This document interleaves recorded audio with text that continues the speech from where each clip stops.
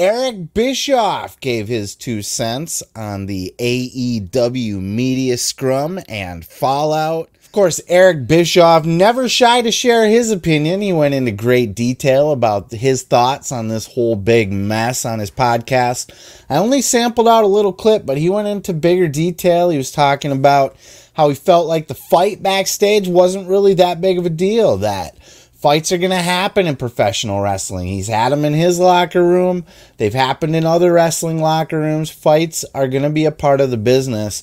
That was not the big deal to Eric Bischoff, and I couldn't agree more. That's exactly what I had to say last week, that it wasn't the fight that was the big deal. It was what CM Punk said on the microphone, and that's exactly what Eric Bischoff had to say. Check out this clip.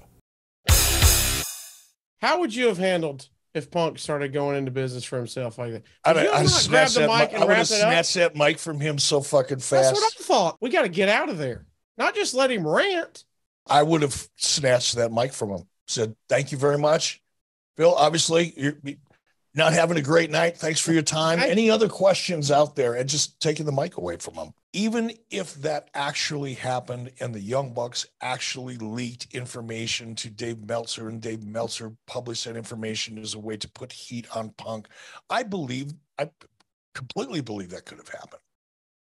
It still doesn't give Punk the right to do what he did, to take millions of dollars each year from AEW and then completely trash the company in the process. For that reason, I would get rid of Punk, regardless of what happened that caused that reaction. Mm-hmm. Punk's reaction to me was far more egregious than the alleged circumstances that caused it. So Punk would have to go under any circumstance. I would never, ever let a guy that buried me in my company while taking millions of dollars from me, I would never let him on television again with a live mic or in an interview with a live mic. I wouldn't want him around. I mean, I just can't imagine a scenario where you'd keep that guy around. I cannot imagine one. He did. He buried Tony Khan, and that's absolutely unacceptable. I mean, he didn't say anything bad about Tony, but he made Tony look like a bitch. Anytime Tony tried to speak up and say something, Punk just shut him right down. It's not your place to have to say anything. And, you know, maybe Punk wasn't going at it from that perspective. You know, maybe he just genuinely thought, like, hey, it's not your job to have to come out here and say this stuff. But to interrupt your boss like that in front of everybody and just continue on your tirade and then just, you know, talk about how, you know, you're building a company, you're running a company. Everything that he said in that interview just made AEW look like small potatoes, made the rest of the roster look like a bunch of bitches, and made Tony Khan look like a bitch. And that's just not acceptable at all. Eric Bischoff says he would have snatched the microphone away from CM Punk. I don't know that I see Eric Bischoff physically doing anything with CM Punk. Bischoff likes to talk like he's a tough guy, but he's not going to do shit. He even admitted in his podcast that he might be talking out the side of his ass because he said that, you know, in the Ultimate Warrior promo that went on and on and on and went through a commercial break and was still going and went way over its time. Bischoff just sat there and just watched it. Just let it happen. But that was different. That wasn't necessarily Warrior going into business for himself. That was more Warrior just being shitty at his job, right? Like just not knowing or caring much about time cues. Just going to take the time to say what I want to say and meander on like I'm the greatest fucking thing in the world and this is the biggest return in the history of life. And Bischoff just stood there and took it, and admittedly so, you know. When he says he would have snatched the mic away from CM Punk, he went straight to, well, you know, I let Warrior keep talking, and I didn't snatch the mic from him. But the sentiment was there nonetheless, and it kind of goes back to something I talked about a little bit last week, and other people have too, is what do you do in that situation? You know, there's been plenty of people that have come out and been big tough guys, and they would have shut it down right away, and I would have grabbed that microphone from Punk, said, you listen here, you punk. You don't say those things. Or I would have shut the media scrum down and closed it all down and blah, blah, blah, blah, blah. I don't know that anybody would have or could have done anything in that moment, because what you would have done is you would have fueled the fire.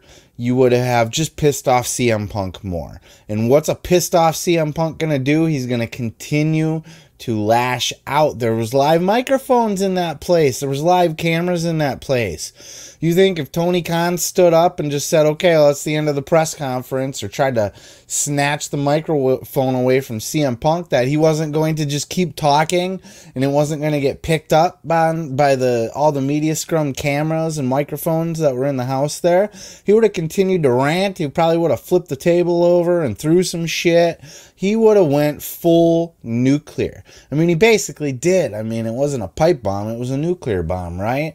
But Punk would have flipped the fuck out, and we would have gotten him so much worse. Because when he was up there, he was just smug and pissy and cocky and grouchy and ornery and full CM Punk dickface mode, right?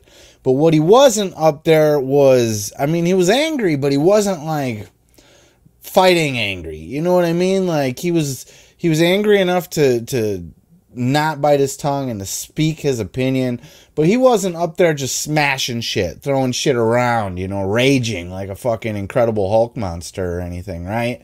He would have went full Incredible Hulk monster had anybody tried to shut his speech down, because that was his time to talk, and he planned that from the beginning. He knew he was going to go in there and just fucking let it all fly.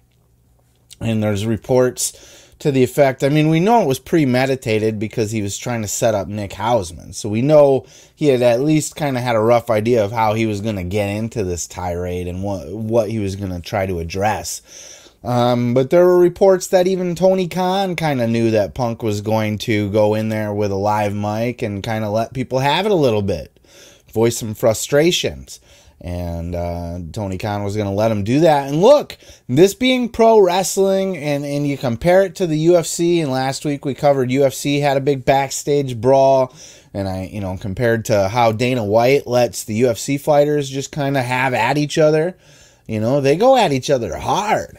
And Dana White doesn't break that shit up unless it's about to get violent or something. But I mean, he lets guys be tough guys and talk shit.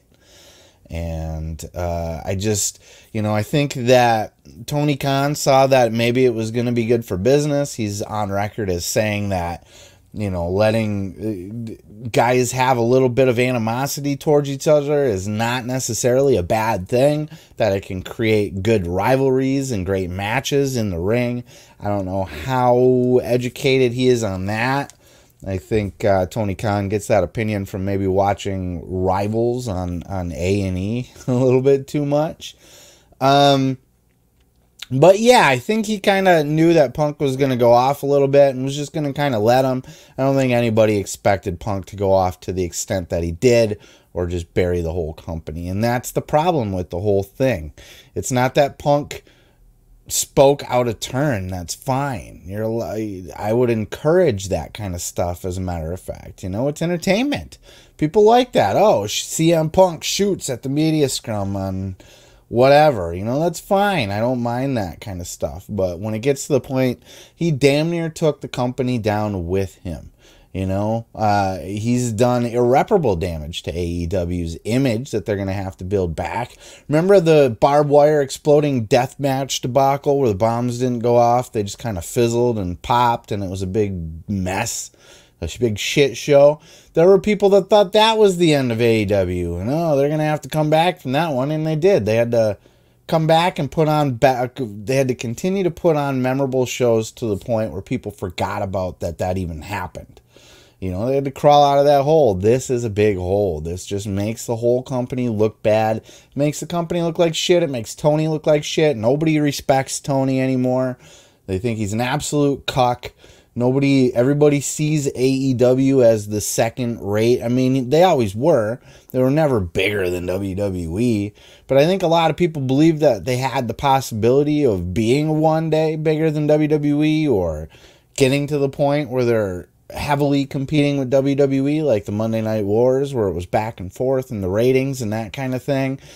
Now it's just a shit show over there, and they got a lot of work to do to rebuild. And I think the last couple of weeks they've done a good job of just moving forward with everything and trying to leave this in the past, but it's done a lot of damage. And Eric Bischoff is 100% right.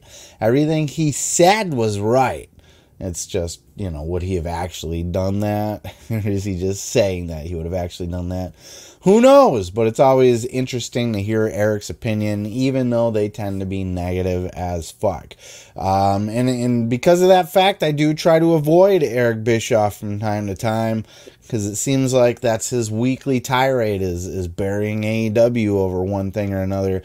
But this was one that I actually really wanted to seek out and hear his thoughts on, because he's been through it.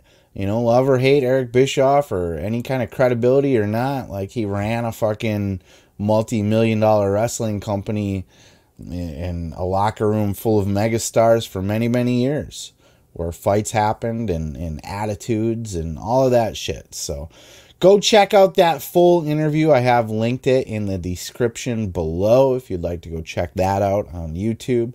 And with that said, I'm going to go ahead and move on to the next.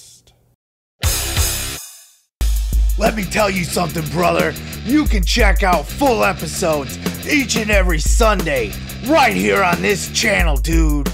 Don't forget to like, don't forget to subscribe, and don't forget to take your vitamins and say your prayers, brother.